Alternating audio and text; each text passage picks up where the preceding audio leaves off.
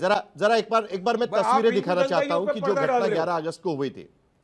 वारिस पठान जी एक सेकंड, वो तस्वीरें मैं जरा दिखाना चाहता हूं कि 11 अगस्त को जो घटना हुई थी उसकी जरा तस्वीरें देख लीजिएगा। प्रेम शुक्ला जी आप भी देख रहे होंगे स्क्रीन पे। संभल में जो फायरिंग हुई उसको लेकर डिस्प्यूट चल रहा है कि भाई कोई लोग कहते हैं कि भाई ये फायरिंग पुलिस की हुई है, लेकिन पुलिस की चार्जशीट पे है कि नहीं, दरअसल दंगाइयों ने फायरिंग किया था और जिसकी वजह से हुआ है। ये तस्वीरें देखिए, यहां पर पुलिस वहां पर खड़ी है, 6-7 जिलों की पुलिस को खास वहां पर तैनात किया गया, लेकिन लोग अंदर घुस रहे हैं, पुलिस वहां पर खड़ी है, कोई कुछ नहीं कर रहा है, उनको रोकने की भी कोशिश नहीं हो रही है। ये ठीक है प्रेम शुक्ला जी, आप खुद ही बता दीजिएगा। चलिए, आप ये तस्वीरें देख रहे हैं, तस्वीरें तो झूठ नहीं बोलती। नहीं, पुलिस बाकी की छोड़ दीजिएगा, इस पर बता दीजिएगा। चलिए, कहीं कहीं पुलिस शिथिलता भी करती है, लेकिन ये पहली तो बात ये जान लीजिए कि वहां पर संभल में गोली दंगाइयों ने चली, इसकी फॉरेंसिक सबूत आ चुके हैं। तो कृपा करके उसको डिस्प्यूट ना कहिए, ये गलत तरीका है, गलत बात है कि जिन अदालत में होगा सामने से फॉरेंसिक रिपोर्ट बड़े बड़े बॉम्ब ब्लास्ट मुंबई में हुए, गोलियां थी संभल में, उन सारे आरोपियों मुस्लिम को छोड़ दिया, दंगाइयों ने गोलियां चलाई और निर्दोष मुसलमानों की हत्या कर दी और उसका दोष पुलिस पर डाल दिया। ठीक है, वहां पर भी पुलिस ने गोली नहीं चलाई, वहां पर भी पुलिस ने गोली नहीं चलाई। वहां पर फिर किस पर भरोसा किया? यहाँ पर भी पुलिस ने लाठीचार्ज नहीं किया, भरोसा करें साहिल जी, और यहाँ पर भी पुलिस ने उनको रोका नहीं, बम कांड के आरोपों पर भरोसा करें। नहीं, यहाँ पर जो हुआ वहां भी पुलिस ने उनको रोका नहीं, यही कहना हम लोग। पुलिस ने क्यों शिथिलता की, इसकी जांच होनी चाहिए। पुलिस की शिथिलता की जांच हो सकती है। सरकार है, बीजेपी की है, वही तो बोल रहा हूँ कि जब सच्चाई तुम्हारी फेल हो चुकी है, जांच करेंगे, चाहती है कि इस तरह जांच करेंगे ना, तो कर क्या सकता है आम नागरिक। वहां तो अब कब जांच वहां करेंगे? तो गोली चलाते दंगाई उसके साथ खड़े हैं, कब हिरासत में लिया एक बार जाएगा? दंगाइयों के खिलाफ नहीं बोल रहे हैं, जो धमका रहा है उसको कब हिरासत में लिया जाएगा?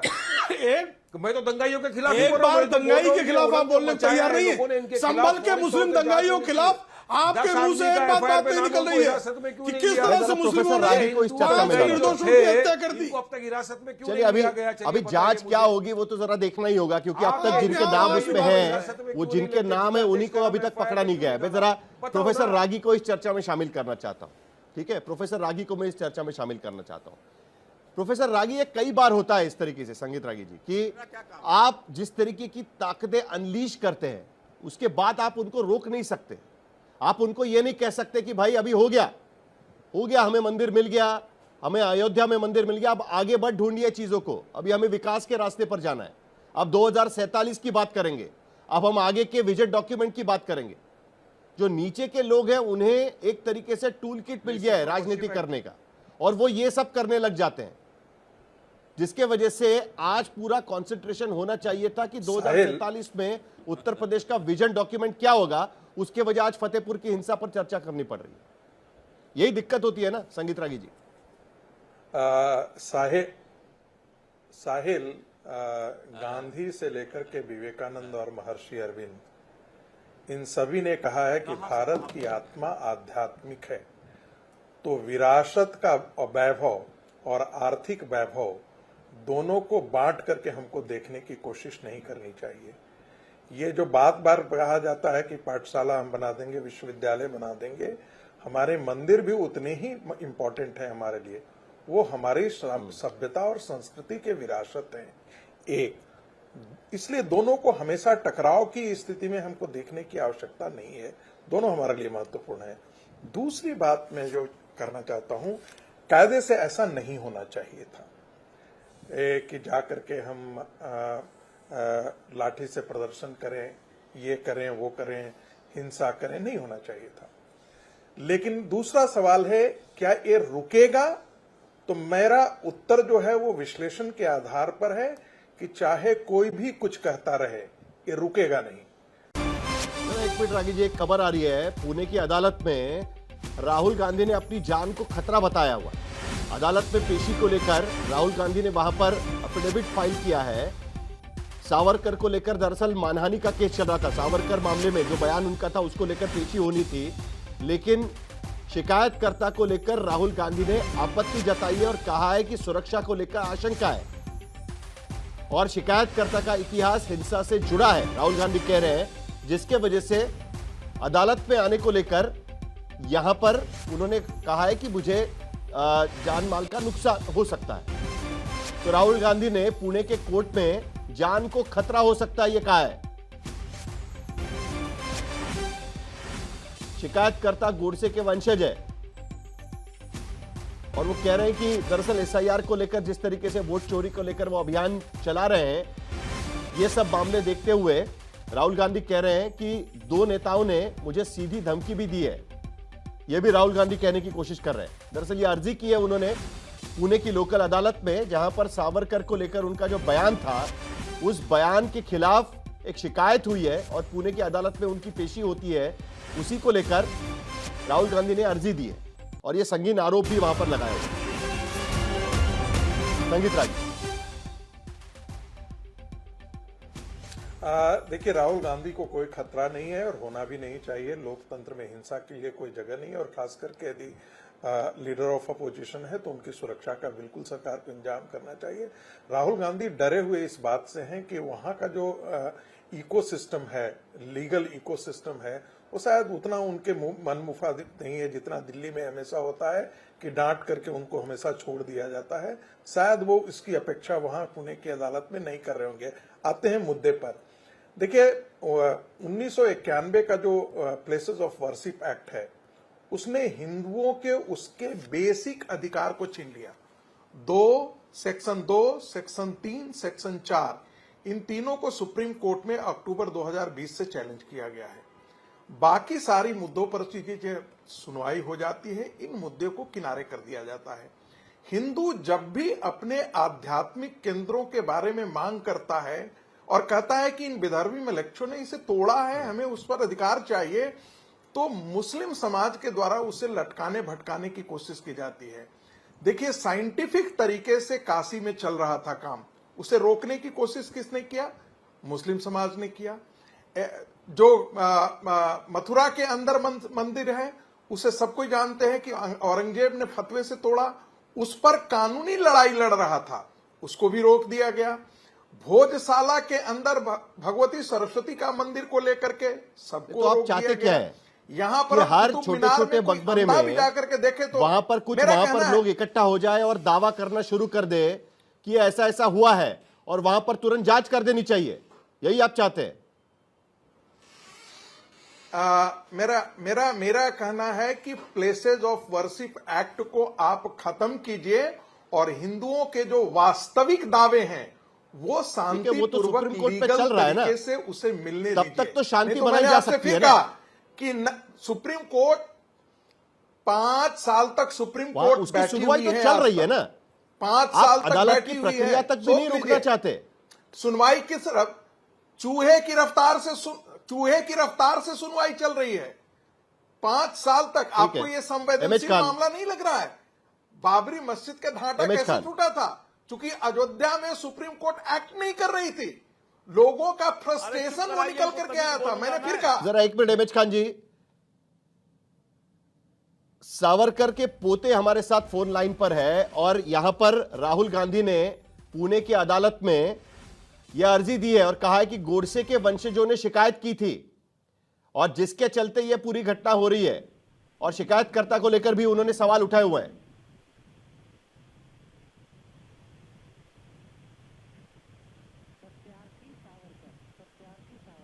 सत्यार्थी जी, आपको मेरी आवाज आ रही है?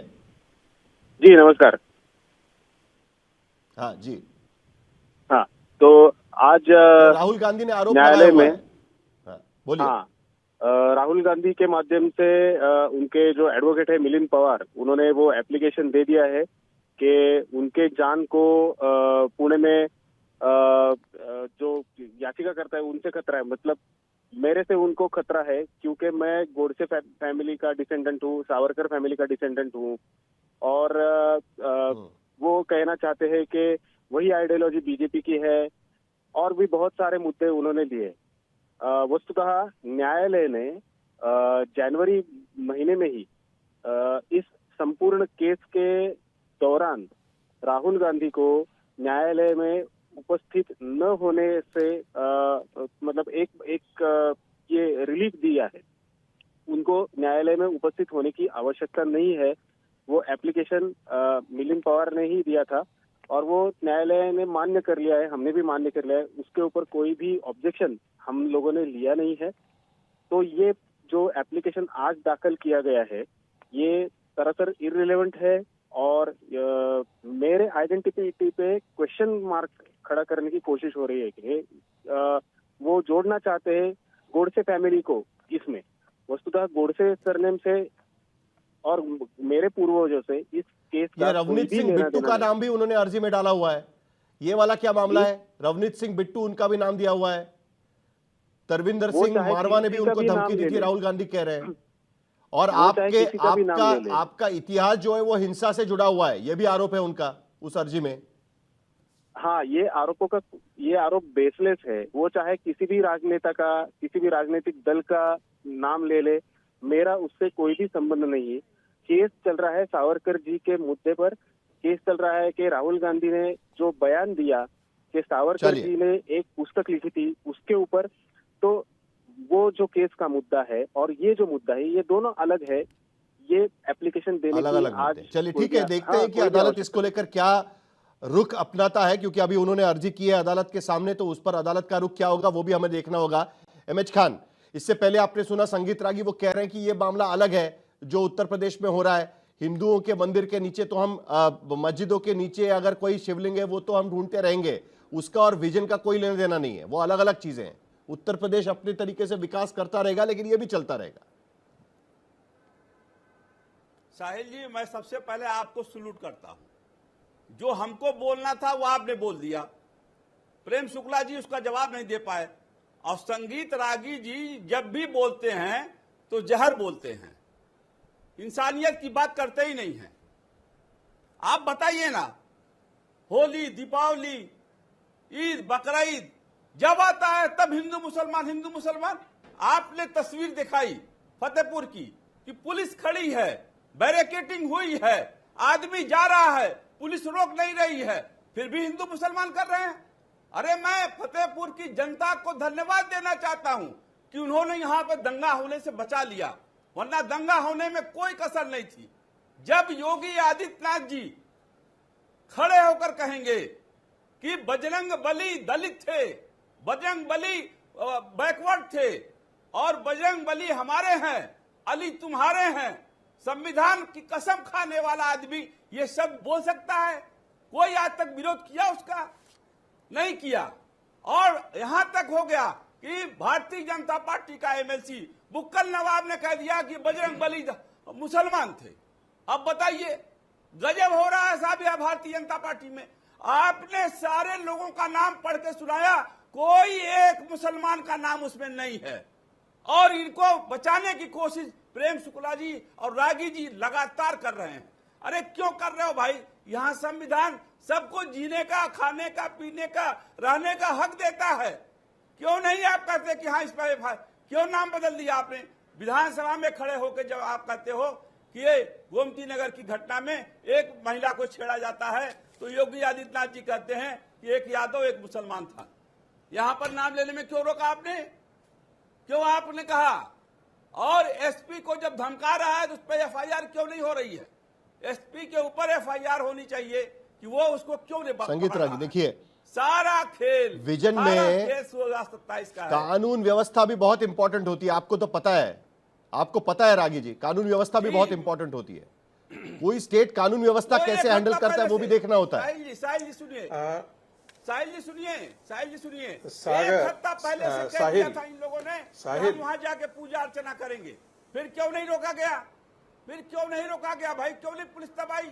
ये सवाल तो बनता है ना। बैरिकेडिंग करा दिया गया। संगीत रागी, ये साहिल मैंने पहले भी कहा ऐसा नहीं होना चाहिए था।